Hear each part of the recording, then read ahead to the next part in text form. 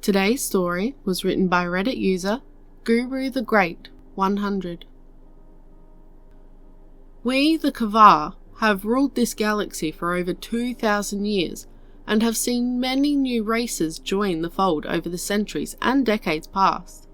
In fact, some of Kavar's best business partners were the ones they helped invest in, which was partly part of the plan. We, the Kavar, are known for our ruthlessness and cunning, for our great strength and our bright minds. We are known for getting from initial evolution to spacefaring in only 4 million of their homeworld's planetary cycle. This was a freakish speed for everyone else, as the average accepted by the galaxy was nearly 10 million planetary rotations. This was a fact well known around the galaxy, that they were not to be trifled with, and they knew it. After centuries of research into why they were so much better than a majority of the worlds in the Galactic Council, the race of squid-like quadrupeds that inhales mercury as its supporting biological system, the Sachingh announced that planetary classifications are a major part of how fast species can evolve. For instance, they noted that the crustallans, a race of gigantic crab hexapoda, evolved on what was classified as a neutral planet. This basically meant that while there were dangers for the crustallans to encounter, because they evolved to be giant, to combat predators they were able to outcompete the other organisms in their food chains and grow to the stars with the rest of the races. The Kavar, on the other hand, evolved on a planet classified as a death world. This meant that they had evolved on a planet that was teeming with life, and the only way their ancestors could survive was by using their natural cunning to trap or ambush prey. This also led to evolutions in their biology, which made the arms of their already tough carapaces turn sharp like rough blades. In total, there were 5 classifications and 10 subclassifications, which were Garden World, Peaceful Planet, Neutral Planet, Death World, Hell World. The subclassifications were simply 1 to 10, which made classifying a bit more difficult but simpler in the long run. Today, many important figures were gathering at the glamorous Imperial Galactic Hall, where they would be introduced to a new race that had just entered the scene. The humans, they called themselves, and many Kavar were itching to see what this new race could do. The Kavar were near the galactic core, like most evolved species were. However, the humans evolved in a very far away corner of space, and thus, not very much information was known to either party. As the delegates and royalties from different corners of the galaxy sat down one by one, there was a palpable excitement in the air, as even extremely influential people like them could barely get any information about this new race, and the news they did was pretty shocking already. Everyone was speaking to each other in excited voices as they discussed rumours surrounding the humans, when the speakers of the hall came forward into the room. He walked into the centre of the room and spoke eloquently into the invisible microphone that he knew was hovering somewhere near him. He spoke out. "To all guests near and far, I once again welcome you, or welcome you to this humble abode if it is your first time.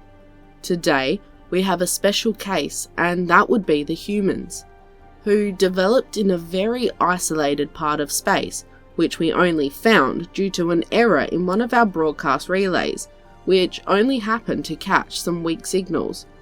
However, a new race in our council brings new opportunities, and thus, we have all gathered once more." Everyone looked on with anticipation as the host continued. "Well, without further ado, please welcome the human representative, hailing from a country on their world called United North America, acting as the spokesman as part of a body of their world government, the United Nations."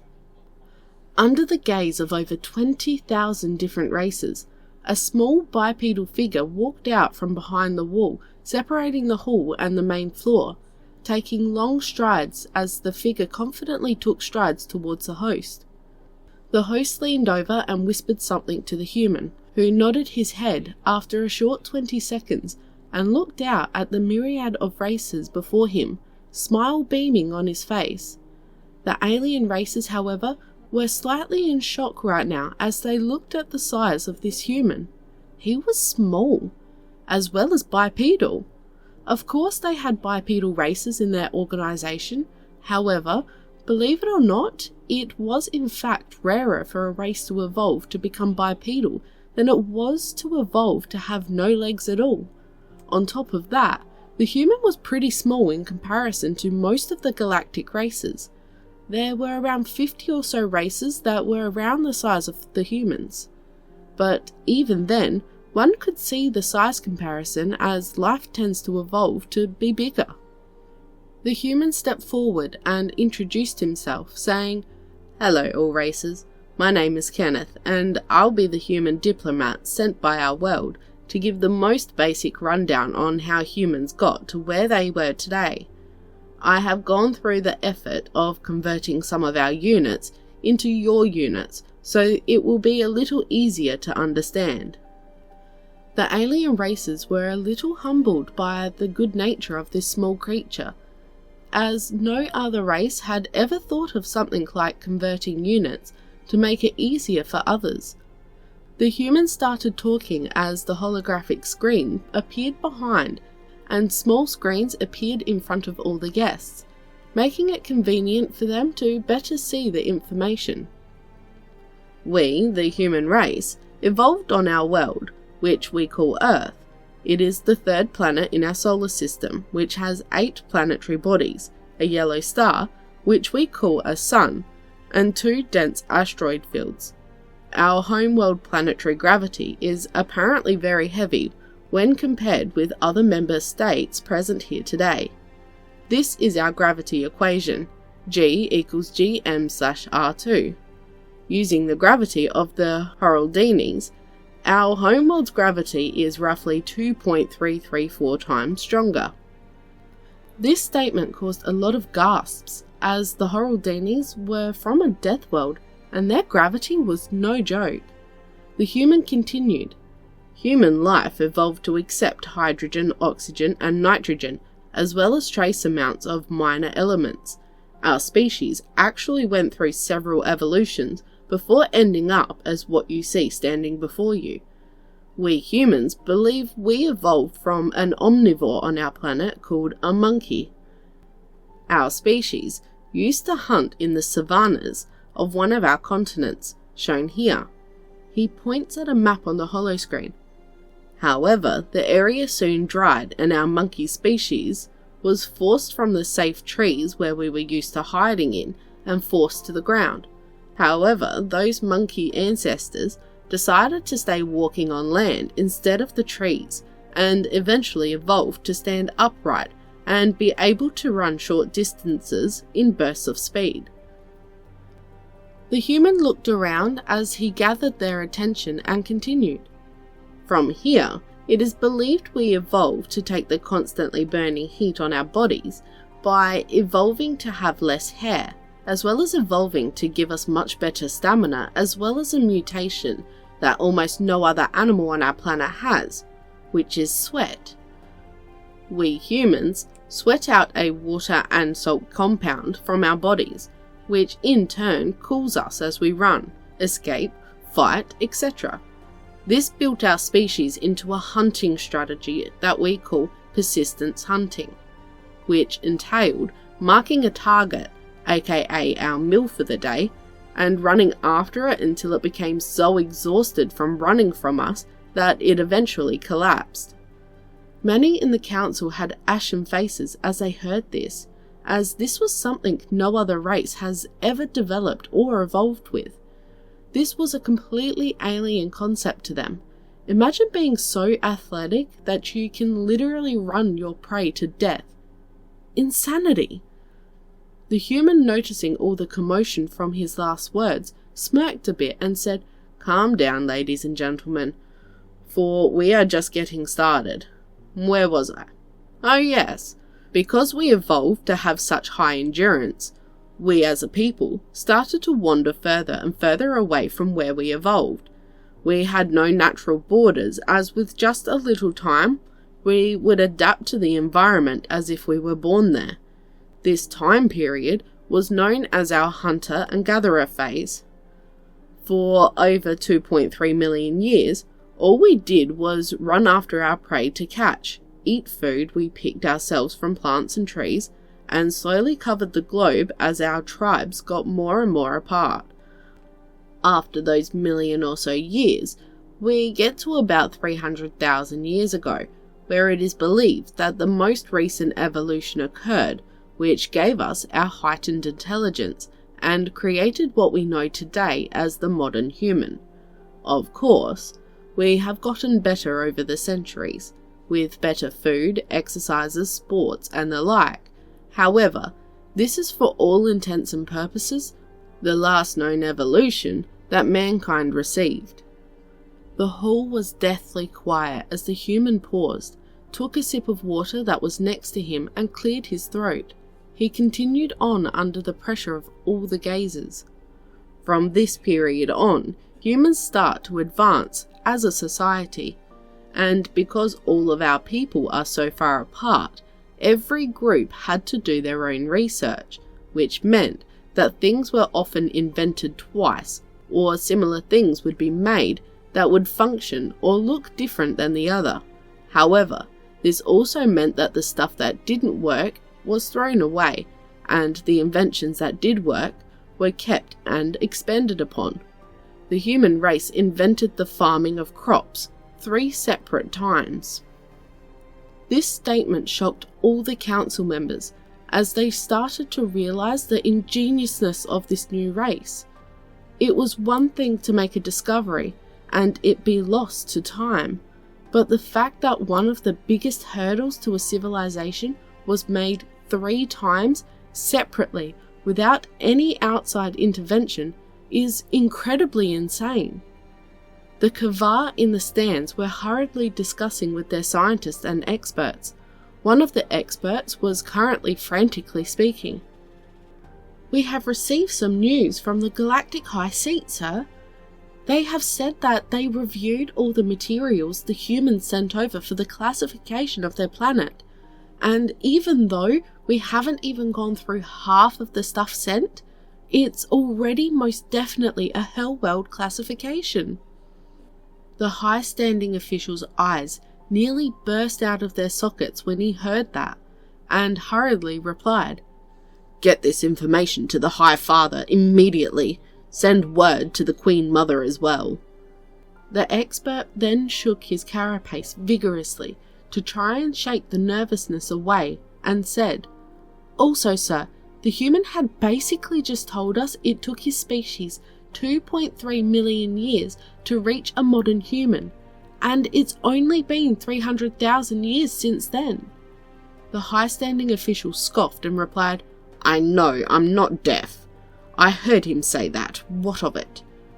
The official was extremely stressed, thinking of all the meetings he would need to attend to even begin to deal with these humans. The expert, thinking he had offended the official somehow, quickly said back, "Well, sir, wouldn't that mean that their species evolved to be spacefaring within 2.6 million years? The official froze as he recalled what exactly the human had said. He realised that the scientist was right, and his face turned ashen at the thought. However, he got to his position because he wasn't afraid to ask questions, or get answers, and this would not change even if he is a little scared. He pressed his buzzer that was next to him, and the human stopped speaking as a light lit up in the audience. Many of the audience turned to see who the rude person was that interrupted such an amazing introduction, but soon their words turned into lumps in their throats, and they were forced to swallow upon seeing it was the Kavar. The Kavar official stood up with a regained bearing and said, "Human Kenneth, I have a question for you." The human, for his part, did not look the least bit intimidated and simply smiled while responding, "What is the question?" The official next stated, "You said that 2.3 million years ago, your species started to evolve from monkeys, and around 300,000 years ago you evolved into what you call the modern human, correct?" The human nodded and replied, "Yes, sir. Humanity has gone to great lengths to figure out its origin, and this is our combined efforts." The official looked aghast as he stammered out, So your people, humanity, you call it, that they evolved from lesser life forms into humans and evolved to become spacefaring in roughly 2.6 million years. The human thought for a moment and said, "Yes, I believe so. Earth has a longer rotational period than your Kavar's homeworld. If I remember correctly, I believe it would be around 1.8 million years converted into your home planet's timescale." The entire audience erupted into heated debate when the human delegate said that, as everyone in the hall started to argue with one another. The human looked at the host in a cautious and curious way, and the host simply did his equivalent of a shrug. The human looked up at the rafter of races in his view and prepared to yell out loudly. "Quiet!" he roared out. The officials of the different races all visibly cringed back inside, if not outright faint from the human's aggressive display of dominance. The human delegate then took a deep breath and calmly said, "Yes, I realize that this may be some sort of shock. However, it is true. Please stay calm though, as I have some information about our planet that I'm sure would interest some of you. At least it would satisfy the Bulgarians, who have been trying to get a Wyran virus into our network for some time now." Many in the crowd looked over at the three Bulgarian diplomats, whose white fur had all flattened in fear, as their noses quivered with anxiety. The Bulgarians were otter-like people who had amazing talent with computers and computational technology. Many in the audience happened to catch on that Bulgarians were even detected in the first place. The Bulgarians were known as the race you went to for anything that had anything to do with the computational industry, because they would take enemy hardware down, leave no trace, and the other party wouldn't even know they had been attacked until it was too late. The human spoke in a commanding voice, grabbing the attention back to himself. "Our homeworld, as stated before, has at least 2 times the gravity of any of the other races present here today. Earth has regular storms, with many different special classifications, such as hurricanes and tornadoes. It is also home to tectonic activity, which is where the crust of the planet is not one unified piece, and instead is fractured into different splintered pieces, which slowly move under the ground, resulting in fissures, tsunamis, earthquakes, and volcanoes. Just these things alone would be enough to classify our world as a Category 6 death world." The Kavar delegation were debating about what the human was saying when the main delegate once again buzzed his attention, grabbing light. The human smiled up at him and asked, "Yes, sir?" The Kavar delegate, trying to get his question out and not look at the terrifying grin the human was showing him, swiftly said, "Human Kenneth, please spare us this rule and tell us directly what the classification of your planet is. I do not want to spend all day in this hall, you know." The Kavar lied through his teeth, as he set aside many days for this specific event, and he was only doing this to get the information the Kavar needed as fast as possible. The human clicked his tongue in disappointment and sighed. "Very well. We have calculated our world to be a Class 7 hell world." No one in the audience made a sound. Everyone was stunned upon hearing the human make this claim, and they waited for the Kavar delegate to refute this ridiculous claim. The Kavar delegate couldn't refute, as his advisor had told them humans' homeworld was definitely a hellworld. Many in the hall started to freak out and rapidly send out this new information to their various leaders, when the Kavar did not correct the humans' estimation of the planet's classification. The scientist looked over at the data pad in his hand as he read out instructions sent to him specifically from his master, who was in a meeting with the High Father at this moment. He was surprised and quickly called out, "Senior Delegate Rasizix, High Father has started the mobilization for preemptive war on the humans. He says that humans are such an extreme threat to our superiority that they need to be wiped out as soon as possible, and that if they are allowed to continue to grow, they will become undefeatable soon." The Kavar delegate sucked in a cold breath of fresh air as he looked down at the human who started to give his presentation again. The human gave his audience a smile before continuing. "Now, let's continue. Next up, I have given you a list of the top 200 apex predators that humans have or used to compete with for ultimate survival, and one of these apex predators received an evolution simply being with us for many years." The hall went crazy at the thought of 200 apex predators on a single planet.